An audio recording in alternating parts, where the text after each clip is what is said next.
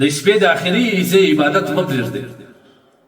دا د الله د قرب او د نزدېکت ډېره بهترینه ذریعه ده، ډېره لویه ذریعه ده. بنده چې الله ته ځان نږدې کول وغواړي د شپې د درېیمې حصې عبادت مه پرېږدئ. دا ډېر زیات فضیلت لري. دا د انبیاو شعار و، دا د نیکانو شعار و. په دې باندې الله سبحانه وتعالی ته بندګان نږدې کېدلی شي. قرآن کې الله فرمایي د مؤمنانو صفت الله کې تتجافى جنوبهم عن المضاجع يدعون ربهم خوفا وطمعا ومما رزقناهم ينفقون. د مؤمن صفات دی چې د شپې ټول انسانان بیني. دا د الله حکمت دی. شپه د خوب د پاره د آرام او د سکون د پاره پیدا کړی. یو بنده د هغه باوجوده د الله د خوف او د ویرې څخه خپل آرام او سکون پر ځان باندې درې په دا یخ کې د ګرمو بسترو څخه خپل ځانونه جلا کوي، خپل اړخونه جلا کوي، او بیا د الله سبحانه وتعالی د خوف څخه او الله څخه امید هم وي د الله اطاعت او عبادت کوي. دا ډېر غټ ثواب دی، دا ډېر بهترین عبادت دی. دا عبادت باید موږ ځان عادت کړو. ليس شيء احب الى الله تعالى من قطرتين. حدیث کې راځي نبی علیہ السلام فرمایي دو شان الله ته در ارس محبوب دی. د دنیا او ما فيها الله ته محبوب دوی قطرې دي. یو هغه قطره ده چې انسان د الله د خوف او د ویرې څخه وژاړي او د ده اوښکه د ده پر مخ باندې راتوی سي، د پښیمانۍ اظهار وکړي. الله وایي د دې قیمت څه ده. الله سبحانه وتعالی جل جلاله د خپل شان مطابق د شپې په درېیمه حصه کې اول اسمان ته نږدې شي او بیا فرشتو ته وایي چې زما هغه بندګان تاسو وګورئ ستا که نه څه چې عبادت کوي او زما نه یو څه غواړي. الله جل جلاله عالم خبیر ذات دی، الله ته معلوم دی. لیکن الله سبحانه وتعالی د فرشتو ته دا ښکاره کوي چې زما عبادت دام کوي.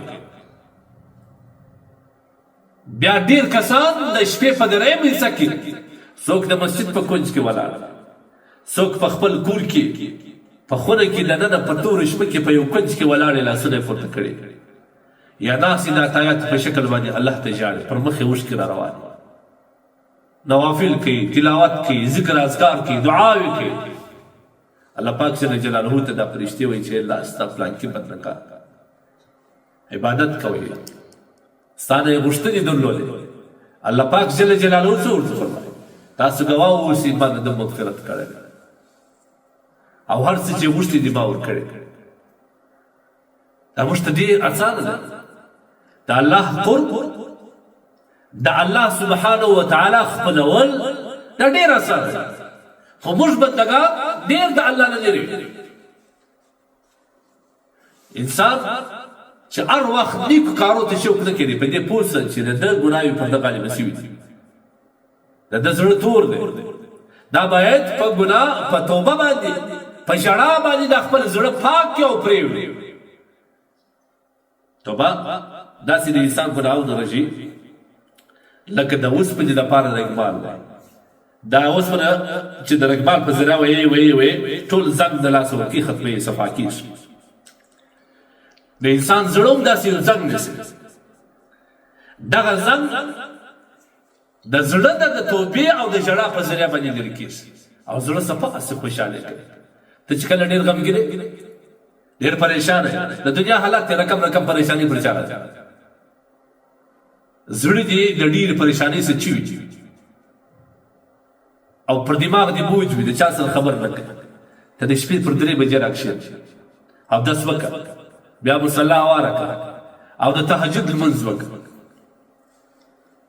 او بیا خپل رب ته لاسونه پورته کړه، د خپل رب حمد ادا کړه کما حقه.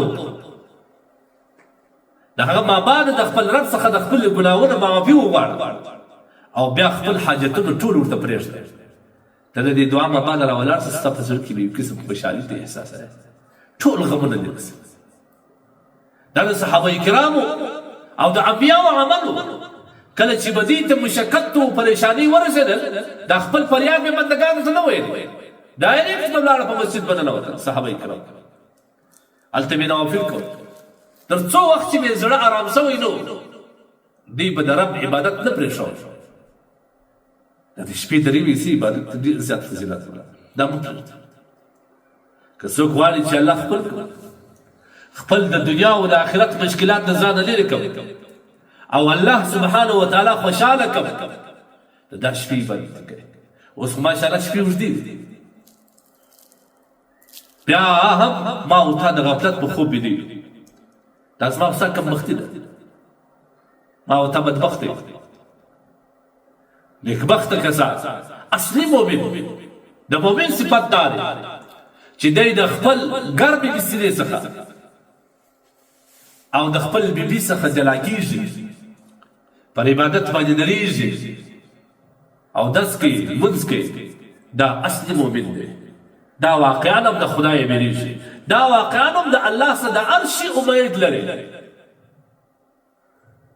او خاص کر خپلې بیبیګانې د ځان سره په عبادت کې ملګري کوي دې زموږ سره ډېر احسانات کړي ټوله زندګي زما او ستا لپاره قربان کړې ده لیکن ما او تا باید دې ته هغه څه ور وښیو چې د دې د آخرت د لوړوالي او د کامیابۍ ذریعه ګرځي تهجد کې دا د ځان سره څنګ پر څنګ ودرو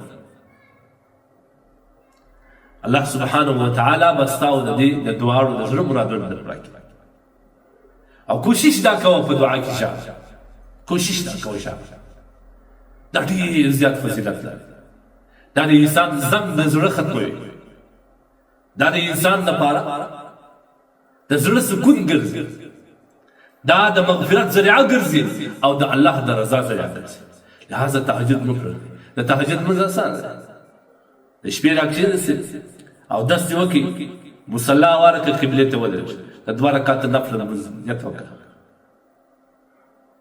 بیا دا 2 رکعات نفل د صلات توبې په نامه بیا 2 رکعاته نیت وتړه د صلات حمد او شکر په نامه بیا 2 رکعاته نفل وکړه د حاجت په نامه بیا 2 رکعاته نو کوشش وکړه 8 رکعات وکړه کاته نه څه کولی شپږ وکړه که شپږ نه څه کولی څلور که څلور نه څه کولی 2 وکړه نور ټول لمونځ د عام نفلو په رقم چې کله دې لمونځ خلاص کړي او بیا الله ته دعا وکړه د الله څخه دعا وغواړه لاسونه پورته کړه بیا وګوره چې الله تا ته کوم ثابت کوي